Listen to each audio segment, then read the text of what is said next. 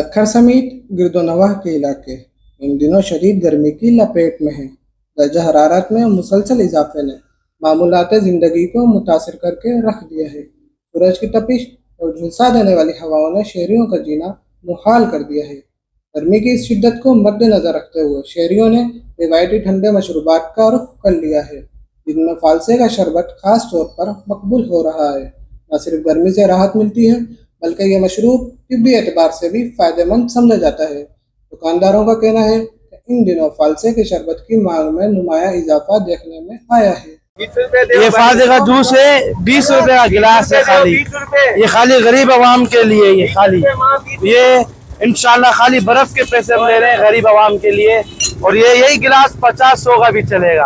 और इस महंगाई के दौर में फालसे का ये शरबत 20 रुपए का गिलास किसी नेमत से कम नहीं।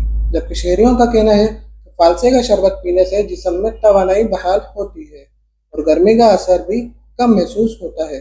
गर्मी इतनी बढ़ रही है, फालसे का जो जूस है सस्ता भी है और ठंडा भी है, जिस्म को ठंडा कर देता है। माहिरीन सेहत भी इस कुदरती मशरूब को गर्मियों में मुफीद करार देते हैं। शहरियों को तजवीज़ करते हैं कि वो ज़्यादा से ज़्यादा पानी और फलों के मशरूबात इस्तेमाल करें, ताकि हीट स्ट्रोक जैसे खतरनाक अमराज से बचा जा सके। ठंडा ठंडा मीठा मीठा ये फालसे का शरबत शहरियों को इस शदीद गर्मी में राहत बख्शने का सबब बनता है। कैमरा टीम के साथ अकील कुरैशी, बोलान डिजिटल, सक्खर।